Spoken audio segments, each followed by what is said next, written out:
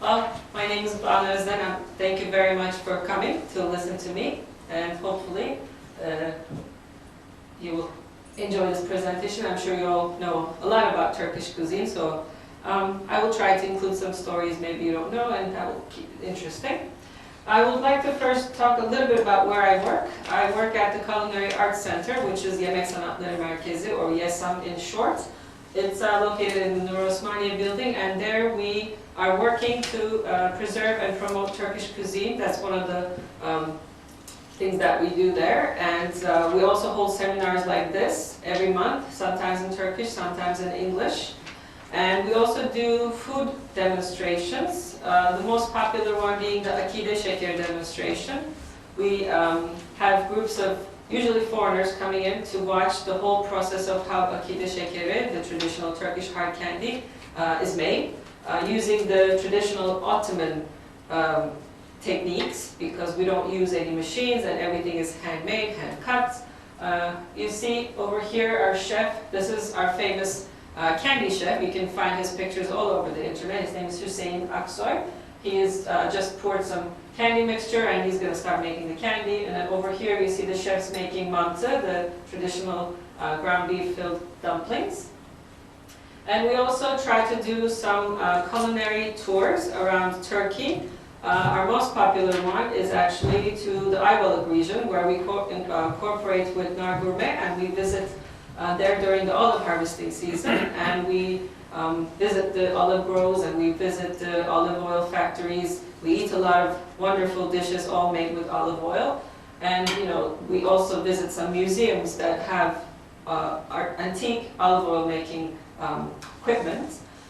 This was another tour that we did privately. Actually, it was more like a research tour to Sparta with my friends at the Bora Travel. So we went there to see the rose harvesting season and how it takes place, and we visited a lot of different rose gardens. Lots of rose smell around in the air. And well, today's talk is generally about the history of Turkish cuisine, so I will take you way back to Central Asia. Starting with Central Asia all the way until today, the Turkish people have lived in a very great geography, and this vast geography and the different kind of soils that they came across, and also different kinds of climates, enabled them to have a very, very rich cuisine, and therefore it's considered in the top 3 in the world. And usually when I do this presentation, I always included these 3 pictures on purpose, because when people think about Turkish cuisine, I think most of the time what they think is baklava, which could be a controversial food, and then also the dolma, which is the stuffed grape leaves, another controversial food, and then the typical döner, the famous fast food of all the European countries, known as the Turkish food. But there's so much more to it than that. So this is the Central Asia, and this is generally the area where Turks lived. And during that time, there were, of course, no definite borders, so they were kind of wandering around. They were nomads, mostly on horseback, and they were their food consisted mainly from the animal products that was sustained in their immediate environment. So their food was based on mostly meat or dairies, and these are the types of meat that they consumed. Among these, the horse meat is the most interesting one, and that was the one that was given up after, especially Turks accepted Muslim as a religion. And horse meat was actually usually eaten for celebratory occasions or to celebrate the beginning of spring. Because it's very high in calories, it gives them a lot of energy, so that was one of the main reasons why they ate it. Among the dairies that they consumed, kumis is an interesting one, which is not really consumed anymore, and that's kumis, which is the fermented mare's milk. Mare's milk is very high in sugar, so it's easy to ferment and then become alcoholic. So that was like their popular alcoholic beverage that they used for celebrations. And then, of course, yogurt, which is, I am very proud to say, Turkey's culinary contribution to the world, because Turks were the ones who kind of invented yogurt. and they use it for many different ways. So you can eat yogurt as is, usually accompanying a meal that goes well with yogurt. But one of the things that the Central Asian Turks did was make kurut. Kurut is actually dried up yogurt. So because they were always on horseback and they needed to transport their food with them, the easiest way to do that would be to dry up the yogurt with a little bit of salt until it became a rock-hard consistency. I'm sure you've seen this, yes? Kesh. Kesh, yes, exactly. So they would carry this with them whenever they traveled. They use yogurt a lot in their soups and stews. This adds extra, extra body to the soups and stews, and also gives all the minerals. And a meal like this, which consists of legumes and meat, or sometimes rice and wheat, is actually just a meal on its own that has everything that all the nutrition that a body would need. And then another interesting thing that you can make with yogurt is tarhana, and tarhana is probably the first instant soup in the world. Tarhana is made from yogurt mixed with spices, and then nowadays there's onions and tomatoes also added into the mixture, and there's many different types of tarhana. I'm not going to go into that because there's many different types of tarhana found all over Anatolia, but here are just two different kinds. This is the flakes of tarhana, and then these are also sometimes served as chips in bars. It goes well with the hard liquor, and which is quite irrelevant.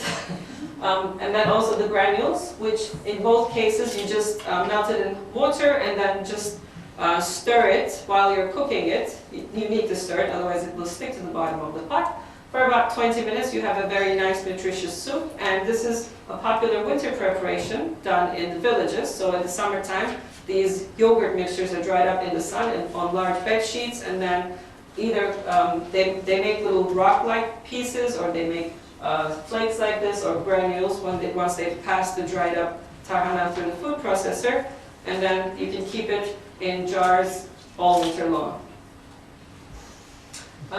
Once Turks started once they started settling a little bit, then they also did a little bit of agriculture, and generally they, planted millet, barley, rye, oats, and rice. But the most important staple for the Turks was wheat, and wheat was actually used to make the type of bread that they made, which was like yufka. So it's this flat bread that they made, that looks like this, which was just consisted of water, flour, wheat flour, and salt.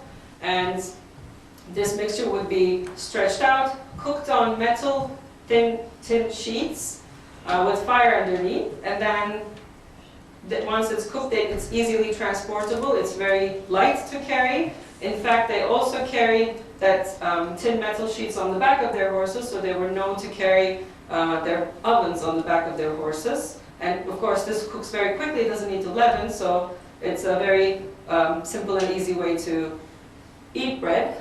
And of course, I can also say that Turks were probably the inventors of the first wrap, as we know it today, or we call it dürüm in Turkish. Because they also ate meat, they would put the meat inside this bread, roll it up, and ate it. And the word dürüm comes from the verb dürmek, which means to roll. So that's the name, hence the name dürüm. Once the conditions in Central Asia became unstable for Turks to live, they started their move towards the west. And some of them have stayed closer to Anatolia, some have stayed in Anatolia, and some have passed through Anatolia. And the ones that lived in Anatolia, among all of them, the most influential and the most powerful, significant state was the Anatolian Seljuks. Once they settled in Anatolia, they were exposed to different kinds of ingredients, different kind of climate, different kind of soil that they incorporate into their cuisine. So their very, very simple cuisine became a little bit more complex. They started consuming vegetables and fruits, which was interesting for them. And one of the interesting things, the two sources that we have from this time period is two books where we get all of our information from. One of them is Divan-ı Lügat-ı Türk, which is actually Arabic-Turkish Dictionary. But in this dictionary, there are a lot of Turkish words, food words that explain what things are. And when they're explaining, they're kind of giving a little bit of a very basic recipe, just explaining how it's made. So it's a very valuable resource. And the other one is Kotaku Meaning, which translates as wisdom, which brings good fortune. It was written by Yusuf Hashaji. And this book is more like a sociology book that talks about the way people live and table etiquette and just the social behavior. So it also gives a lot of information about the way food is consumed and feast preparations and basically table etiquette. So, during the Anatolian Selçuk time, the most influential person, as you already know, is Mevlana Celaleddin Rumi. He's a 13th century Muslim saint.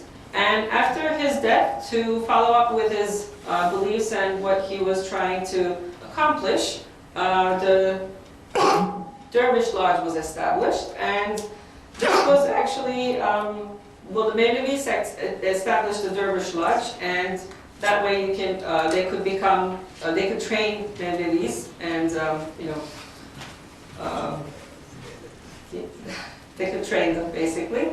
In order to become a Mevlevi, a kid usually, would have to pledge their allegiance to the chief of the kitchen first. And if they were accepted in the first part, for 3 days they would sit at the entrance of the kitchen, just watching what's going on in the kitchen and the workings of the kitchen. If they passed that stage, then for 18 days they would be sent to run errands, the same errands every day, wearing the same clothes that they arrived in. And if they were able to achieve that, then they would start their actual training, which would be called ordeal, or çile in Turkish, which would take 1001 days, and it would take place in the kitchen. And that's when they would receive their wide skirted garments and start working. And they were very disciplined. It's very important because the Mevlevis gave a lot of importance to the kitchen and the discipline within the kitchen, because that's the base of everything for them. So for 1001 days they were measured for their patience, endurance, and obedience. It was very important. And during that time, if they misbehaved at any of this training time, if they misbehaved, if they were not suitable for the job, at the end of the day, their shoes would be placed in front of the door with the tip facing outside, meaning that they should leave. Or if they had the misconduct, then they would be let go from the back door, which was called the door of insolence, because they were dishonest and they didn't respect the workings of the lodge. This is what you see here, and I want to talk about another important person from that time period. Is the tomb of Ateşbazı Veli. And Ateşbazı Veli is known to be the first and probably the only person, only chef in the world to have a tomb to his name, and it's located in Konya. And it's a pilgrimage for anybody who cooks to go there, because then they will, be blessed. And they have a special kind of salt that is distributed there. And if you take a piece of that salt and bring it back home and mix it with the salt you have back home, it will bring prosperity to your household. This person, Ateşbazı Veli, is actually the private chef of Mevlana, and his original name is Yusuf Şemseddin. He took on the name Ateşbaz when one day there were no firewood to make any fire. So he went up to Mevlana and said, "There's no fire left." So Mevlana told him that you should just put your feet underneath the cauldron and it will light up. So with a little doubt in his head, he went and he put his feet under the cauldron, and it lit up really. But because he had doubts about what Mevlana said, his left toe burned. So when this was reported back to Mevlana, he said, "Oh, why did you doubt me? Hi Ateşbaz, hi." And then and this was also resembled in when the dervishes, they start their their prayers. They usually start with one feet on top of the other because he was kind of ashamed of Mevlana seeing his toe, his burnt toe. This is to symbolize that, so they do that before they start their sema shows. So with the fall of the Anatolian Selçuks, Anatolia was divided into many small principalities. And among these principalities, one of them, the Ottoman Principality, became the most powerful one, and they started taking over the other ones, and they established the Ottoman country in 1299, and they were located right around here, and their capital became Bursa after Suud. And Ottomans, this map shows you the Ottoman Empire when it's at its height. So as you can see, it covered all 3 continents. Especially they started moving forward once they conquered Istanbul in 1453. And the Sultan at the time, Fatih Sultan Mehmet, or Fatih the Conqueror, he gave a lot of importance to the kitchen, and he was very interested in food. So it was the first time actually the Ottoman sultans or anybody that lives in the palace were seeing seafood in their kitchens and in their dishes. So as the empire is growing, you see the borders. As it's growing, it has a lot of different kind of soil, different kind of climate included within the borders of the empire. Therefore, there was a lot of produce and a lot of ingredients that was grown all over this place. So any kind of ingredients will be coming to the palace from anywhere within the empire, and all the best dishes will be cooked in the palace using best of the ingredients, smart cooking techniques, and different chefs coming from different parts of the empire to present these dishes. So the palace cuisine started becoming very, very important and very more complex than how it was before. I'm sure most of you have been to the Topkapı Palace. If you haven't, within the past 4 or 5 months, the kitchens have reopened. This, for those who don't know, this is the kitchen part, so it's still the same area. These are the famous chimneys of the kitchen part. And inside the kitchen part, you can actually see the things that they would use when they were cooking with. It's not very big, but it's quite explanatory. And because in the palace, kitchen was very important, there's a huge space for the kitchen, about 1.3 acres, and there were 8 sections that made the kitchen. Here are some pictures from the current day kitchens, and these are the typical cauldrons that they would use. So in the kitchens they would either have these triangular shaped things or like areas like this, and they would lit fire underneath and cook meals for the whole palace population. So in the kitchen, well, here's another picture, and this is actually a mortar that they used. So because they used for large quantities, everything was quite large. And you see the spoons and ladles here, they're quite big.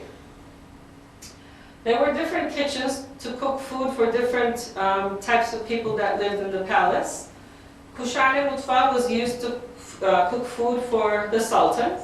Has mutfak was for the Grand Viziers and the residences of the harem, and also for the Imperial Council. Valide Sultan mutfağı was for the mother of the Sultan and the favorite concubines and the wives of the Sultan.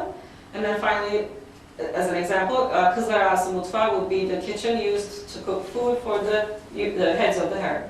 In the kitchen, preparing every single dish required a different kind of skill. Therefore, there were 60 different skilled chefs. There were 200 apprentices that would work under them, and they would cook food for 4,000 people every day. If there was an imperial council meeting that day, or if there was some sort of a celebration like a circumcision ceremony or a wedding, this number would be tripled or doubled, because also the public would be invited and there would be a lot of guests coming to the palace, so there will be food cooked for so much more people. The kitchen brigade in the palace carried on a lot of importance. It sort of worked like a social corporation, and everybody in the kitchen had their own position. It was like a corporate ladder. So there was the head chef, the executive chef, who was he was one of the very high-ranking people and was very well respected, and everybody underneath him respected him. And so as you can see here, every type of different dish is cooked by its own chef, including even the coffee maker, just responsible for making coffee. Nowadays, this is not the case with the Turkish cuisine, but in our restaurant, we have the candy chef that you saw before, Hüseyin Usta. He is solely responsible for making candy. So we kind of still try to follow that, and we don't make him do anything else. He doesn't know how to do anything else anyways. He's just a very good candy maker for 46 years. The ingredients that they used, they had the whole empire, 3 different continents, so all kinds of different ingredients would come to the palace, but these are just to give you a general idea. As far as meat goes, lamb was the most commonly used type of meat. Sorry, it's supposed to say beef there, I think, and not really. Chicken was very, very rarely used.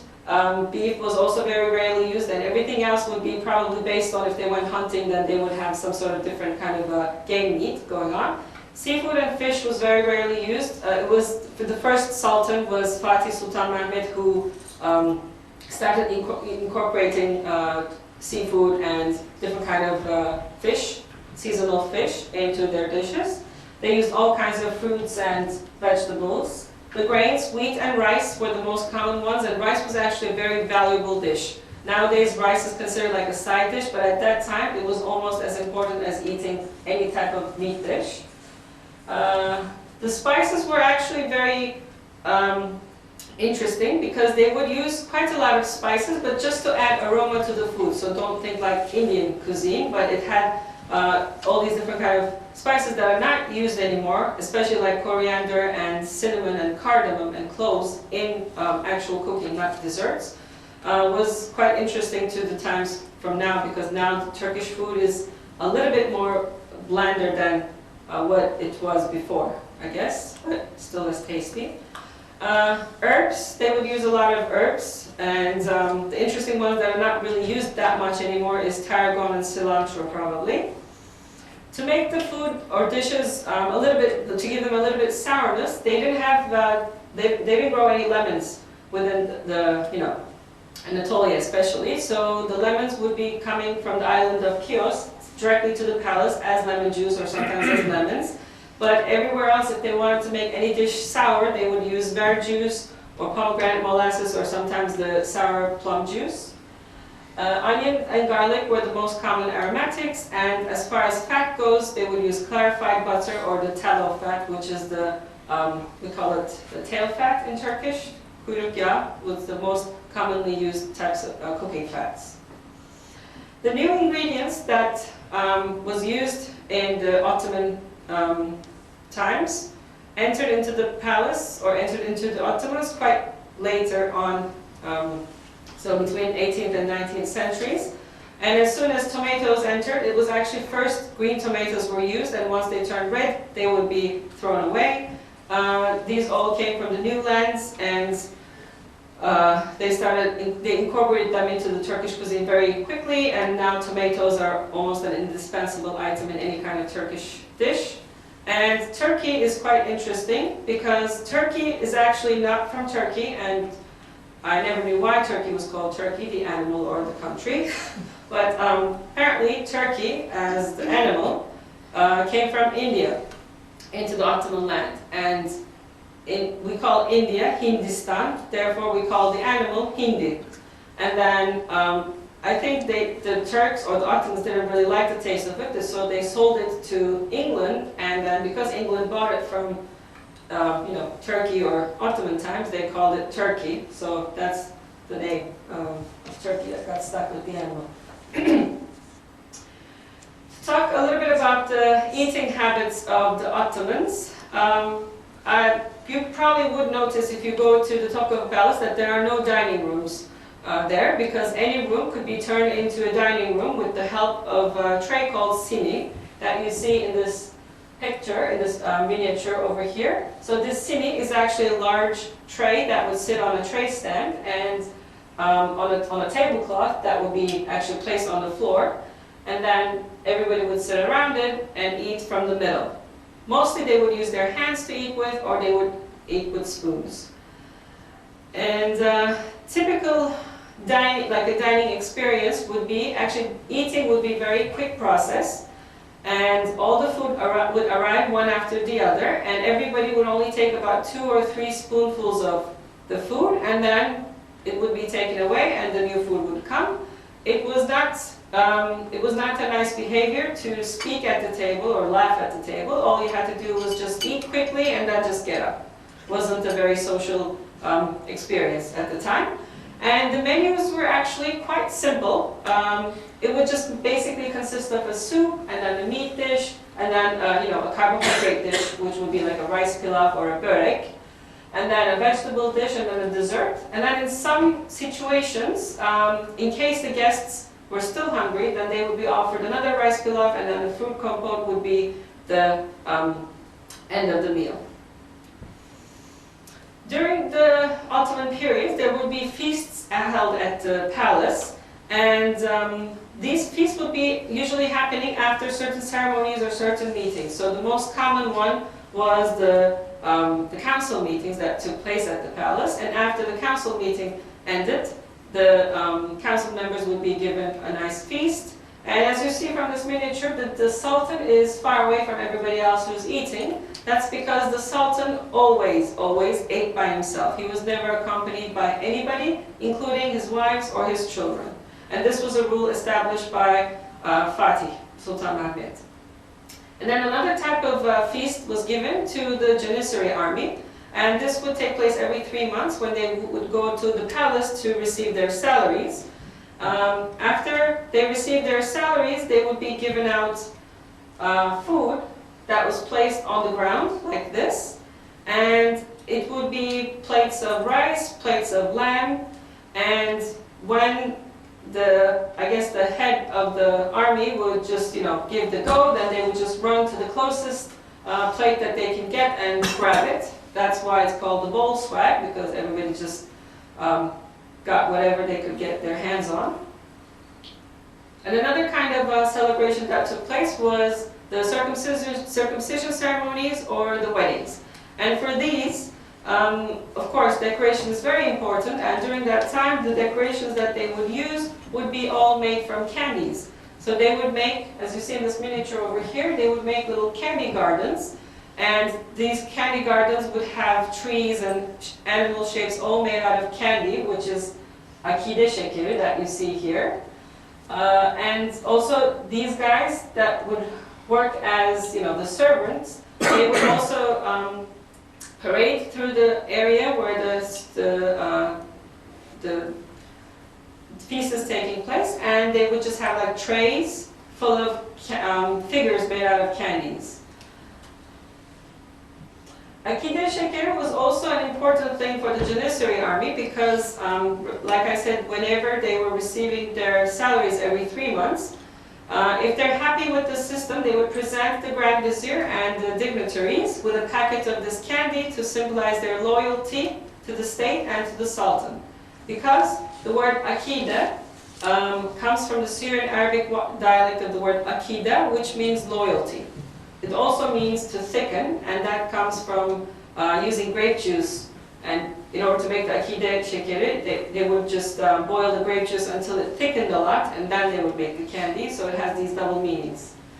That's why it's called akide şekeri. So towards the end of 19th century, the Ottomans started losing power, and they were nicknamed as the sick man of Europe. And in order to become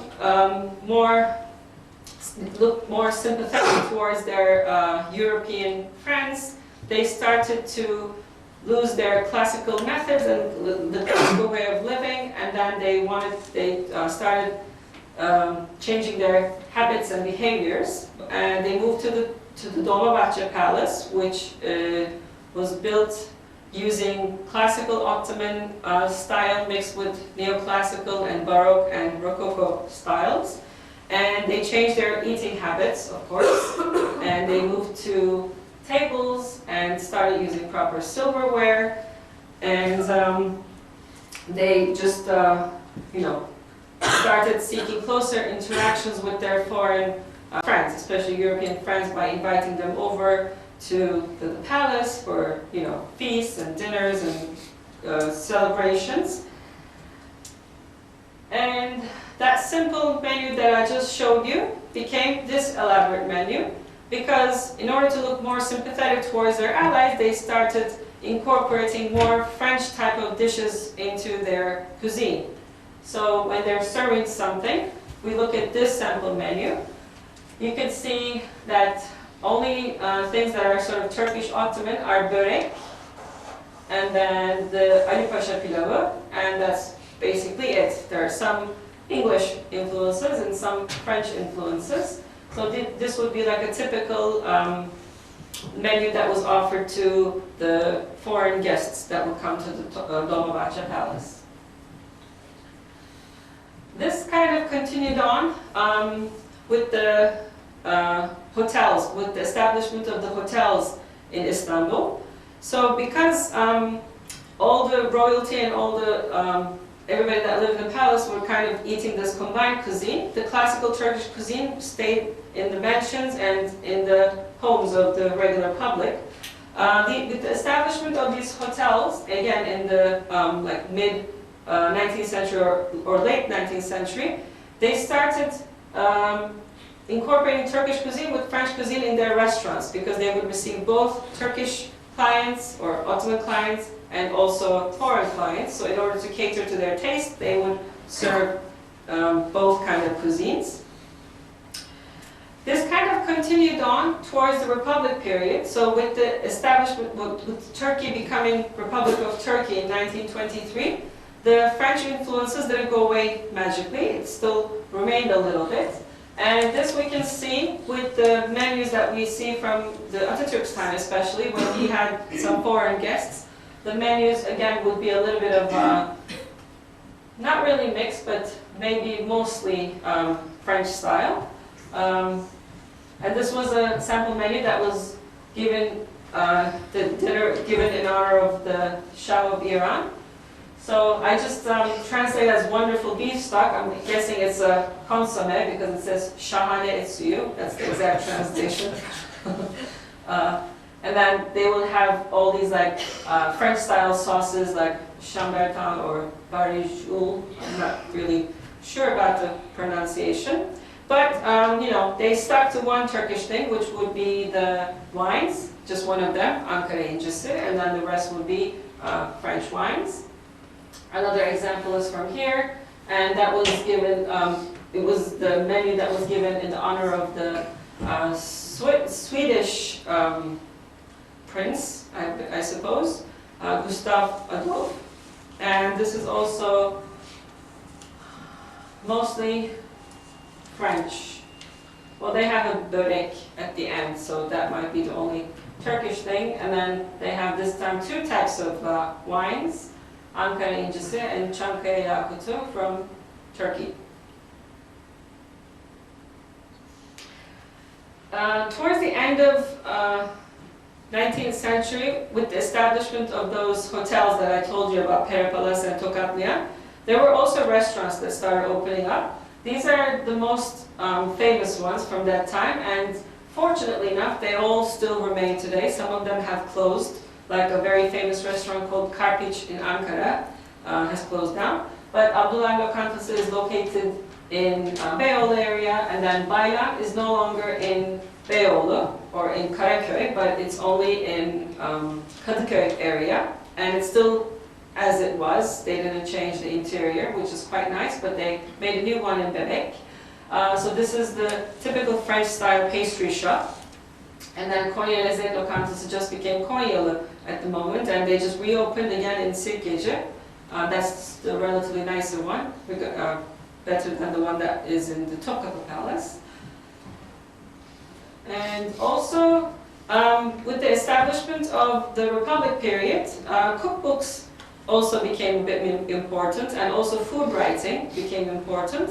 And during that time, we have three very important people that we rely on, but their books combine the classical Turkish cuisine and also the French influence. So if you have any of these books, or if you see them anywhere, they will have both examples from both cuisines.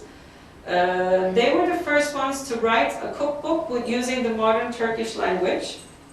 And among these, Raşit Gürel is actually, he's a chef, but then later on he became a cooking instructor at the Technical School for Girls, Ankara Kız Teknik. And he used to work at the embassy of the Turkish embassy at Holland, and also briefly he worked at the presidential mansion during Atatürk's time. And then later on he became a very important cooking instructor, and he was also a cooking instructor for my grandmother's because she went to that school. And also Necip Ertürk was very famous. He's actually known as like the god of chefs among all the Turkish chefs. He became the head chef in most hotels, like one after the other, and he was the one who put everything into writing, so everything was actually, like, his book could be considered as the main Bible for Turkish cuisine. But of course, it also has the foreign influences. So later on, there were efforts to sort of simplify and purify Turkish cuisine. That was done by Nevin Halıcı. And in 1985, she kind of combined all these books, and she got rid of all the French-sounding and maybe English-sounding foods and purified it into just classical Turkish cuisine. And her book is still available, called Turkish Lodge. And but there are some dishes that are still remaining from those times, and these are just two examples. Soupangle is completely French. And we still make it, and we kind of like incorporate it into our cuisine as spangle, which is a typical chocolate pudding. And then hünkâr beğendi is actually completely classical Turkish Ottoman. It's actually an Ottoman dish, but the way you make hünkâr beğendi, the eggplant part, you make sort of a bechamel sauce. So this was, I don't know if this is true, I did a lot of research about it, maybe you can help me. During the time of Sultan Abdulaziz, he had very close relationships with the wife of Napoleon III, Eugene. She was a very beautiful lady, and she came to visit him in Istanbul. And so they were, very friendly, on friendly terms. But I guess one day when they were having a lunch, the chef prepared this dish, which kind of combines maybe the classical Turkish, because it's a meat stew and there's eggplants, and then the bechamel sauce, which is one of the basic most classical French sauces, and made this dish. And in Turkish it's called hünkâr beğendi, which is like sultan liked, maybe. That's, you can translate it that way. So when the chef asked, hünkârım beğendiniz mi? Like, my sultan, did you like it? And he's like, yes, beğendim. So the name became hünkâr beğendi. So moving on to the actual classical Turkish cuisine. One thing that you can do now is divide Turkish cuisine into two, as classical Turkish cuisine and regional Turkish cuisine. The classical Turkish cuisine is consisting of Istanbul cuisine, the palace cuisine, and Istanbul cuisine, I want to say, including all the minorities in Istanbul, because they were actually a very big part of Istanbul, as some of them are the original occupants of Istanbul. And once they came into the Ottoman rule, they were able to keep their traditions, keep their culture, keep their beliefs. Therefore, they incorporated their own culture into the Istanbul culture. So when you say classical Turkish cuisine, you can basically say the palace cuisine and also the cuisine of all the minorities, so Istanbul cuisine. And then the regional cuisine is all the rest of Anatolia. So Anatolia is very big, and there's many different cultures, many different kinds of food ingredients and cooking techniques. So all of this could be, examined under one roof, which would be the regional Turkish cuisine. Just to give you a brief idea about the differences between different regions of Turkish cuisine, regional cuisine. Turkey is divided into 7 different regions, and every region is divided based on the climate and also the soil structure. So by looking at this, you can kind of see the differences. Basically, like the Aegean coast has the most healthy eating habits because they use olive oil in their cooking. They eat a lot of vegetables, a lot of different kind of greens, seafood, and fish. Mediterranean cuisine is also similar, except if you move to the eastern part of Mediterranean, then they will have something, their cuisine will resemble more Eastern Anatolian cuisine. And then if they're on the western part, then it will resemble more of the Aegean region's cuisine. Central Anatolia is all wheat-based and meat-based. Sort of similar thing goes on in the Eastern Anatolian region because they don't grow lots of vegetables. Their cuisine is mostly based on animal products, sort of like the Central Asians. And the Black Sea region is relatively healthier because they eat a lot of vegetables that grows there. They eat a lot of corn. In fact, their main staple is corn. They even make the best cornbread in Turkey. And then Southeastern Anatolia is, again, lots of meat, and it's flavored with a lot of different kind of spices, and they also incorporate a lot of legumes in their foods. So, just to give you some examples of different types of food that is available in Turkish cuisine. First of all, kebabs is known to be a type of cuisine, or say, type of dishes within Turkish cuisine, but it's actually a cooking technique. So this is one thing that most people may not know, because you say, shish kebab or tavuk kebab or something like that, like just Adana kebab, Urfa kebab, these are all kebabs obviously, but it's the kebab there refers to the cooking technique, which is the grilling technique, which is a dry heat technique. In fact, you can guess it because there's also kestane kebab, which is just grilled chestnuts. It's not meat, so just you can tell by that. There's different kind of raises, stews. These are basically yahniler, pilakiler in Turkish. These are more the juicy kind of dishes, and these are the type of dishes that are cooked at homes or sometimes in esnaf lokantası, in the traders' restaurants. And these are the basis of most of the dishes that are available in Turkish cuisine, regardless of whether it has legumes, it has meat, or just vegetables. And then pilaf is very important, as is, and also as a side dish. And white rice is always regarded as more valuable than the bulgur rice. And nowadays it's sort of the vice versa, because bulgur rice is much more healthier than regular white rice. So those are the two kinds of rice dishes, and if you include ingredients like meat and legumes inside the rice dishes, it could be a meal on its own, or if it's just plain, then you just consume it as a side dish next to one of these dishes. Fried dishes is not very, doesn't have a large, it's not a very large category, but basically there's two types of fried dishes. One, usually the vegetables that are fried as is, or there could be the fried seafood that is usually beer battered and then fried, or soda water battered, not beer too much. The egg dishes are also have its own category, and among the most interesting ones that are in Turkish cuisine, çılbır, which is this one. It's poached eggs with yogurt sauce, with some sprinkling of red peppers and melted butter, is an interesting one. It's actually a very tasty one if you haven't tried it. For most people might sound interesting to eat eggs and yogurt in the same dish.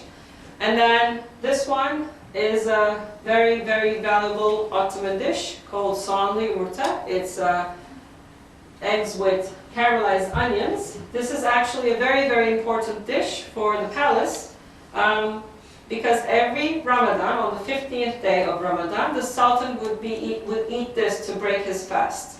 And although this may look like a simple dish, it's actually very, very difficult to make, because the onions have to be perfectly caramelized, and then the egg white has to be completely cooked, and the egg yolk has to remain liquidy. So it's 3 different stages, and the person who can actually manage to do this dish to Sultan's liking would be moved up to become the chief of pantry, which was a very high-ranking position in the Kitchen Brigade. These are the lovely flour-based dishes. In Turkish, we call them hamur işleri, and I'm sorry, I can't have like the perfect translation for it in English. Dough-based, flour-based. one of those things. These are just some of the typical ones that are available in Turkish cuisine. Erişte and mantı are more like the pasta type dishes. Eriştes are just hand-cut noodles that are made usually in the villages. And mantı is like a pasta-like dish that has ground beef in it. It's usually boiled, could be baked and boiled. There's a few different ways of making it.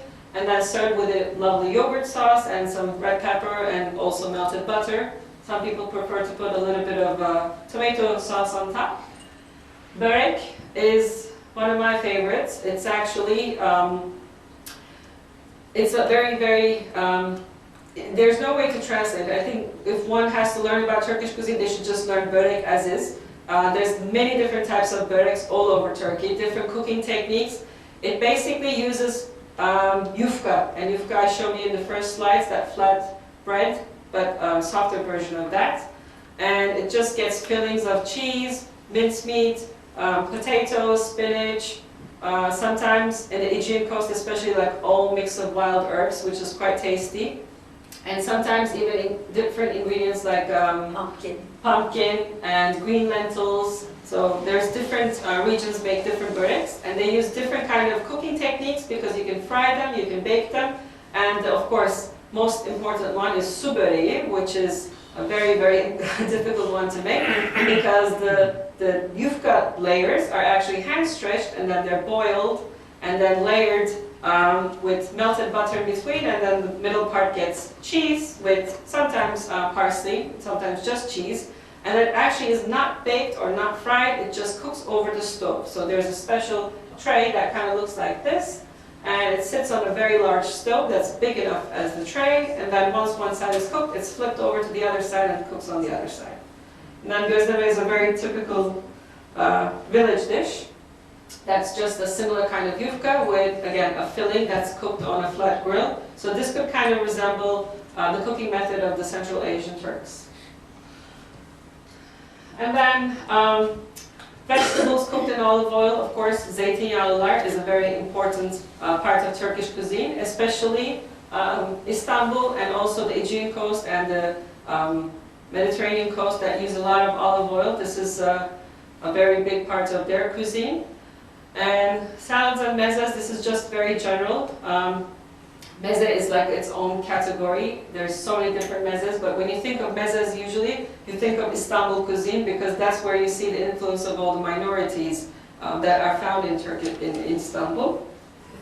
Dolma and sarma. Dolma is basically stuffed and sarma is rolled. So when you're using a sort of vegetable, then you use dolma. If you're using a type of leaf, like grape leaves or cabbage leaves or Swiss chard leaves, then you use the word sarma. And these could be cooked either two ways. It could be cooked with olive oil and served cold. In that case, it would just have rice and spices in it, currants and pine nuts. If it's if it's served hot with yogurt, then it would have the rice and then the ground beef or lamb or mixture and then some spices and not currants and pine nuts maybe. Sometimes they do, sometimes they don't. In Istanbul they do. In Istanbul they do, that's true. And now moving on to desserts. I'd like to categorize it into 4 different categories. I like to call milk-based desserts, dough-based desserts, and fruit-based desserts, and then all these are helvas. They are in their own category. The helvas are actually a very important and very symbolic dessert in Turkish cuisine because it could be made for any kind of occasion. Like when you make helva, usually people would ask, oh, what's the occasion? Unfortunately, one sad occasion is that it is done after somebody dies. The household makes a large batch of helva and then they distribute it to all the neighbors and friends. And they also do the same thing on the anniversary of the death of that person. But on a funny note, this one is tahin helvası, and this is made from tahini and sugar, and this one has pistachios, this one has cocoa, and this is just a plain one. This is a very popular dessert that's eaten after a fish meal, and there's a funny joke about that.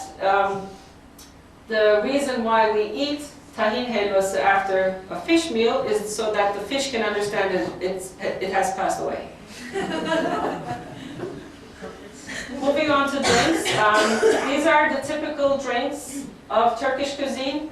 One of them, among these, sherbets are not really consumed all that much anymore, only in specialty restaurants, or if you make it at home, that's great. Instead of just buying like fruit juice, like boxed fruit juice from the grocery store. These are the typical drinks that was drank with meals during Ottoman times because they did not consume any alcohol. And they would be made from different kind of fruits, spices, and sometimes flowers like rose or violets. Rakı is, the national alcoholic beverage, and it's great with, as you see in the picture, with white cheese and also a slice of melon with a view of the Bosphorus. Boza and salep, these are the two popular winter drinks, so if anybody hasn't tasted it, they should definitely do so. Boza is made from fermented millet, and it's something that actually was inherited from the Central Asian Turks because they were the first makers of boza. It's actually drank cold, even though it's a winter drink, and it's quite puddingy-like, and sometimes you may want to use a spoon with it. And it's always served with cinnamon and dried or roasted chickpeas on top. Salep is another one that's drank hot. Salep is made from the root of a special kind of orchid that's coated with many layers of sugar. Of course, that's powdered, and then it's added into milk with some sugar and then boiled. And it also gives the milk a body, so it actually thickens the milk. So it becomes a sort of relatively thicker drink. This salep is also used in ice creams, like typical Turkish ice cream. In order to give it body and volume, salep is used. Ayran is the watered down yogurt drink. It's the most popular one with kebabs especially. Shura is grape juice. Shalgam suyu is fermented turnip and purple carrot juice, and there's also bulgur in it when it's made. So bulgur helps with the fermentation process. Of course, Turkish coffee and tea. Let's not forget that. And finally, Turks love to get together at big tables with their families and friends. If they have it, with a view or not, they like to get together and enjoy their meals for over long periods of time. It's not like just to eat and get up and go. It's just you enjoy the meal, you enjoy and savor every bite, and you enjoy your friends' company.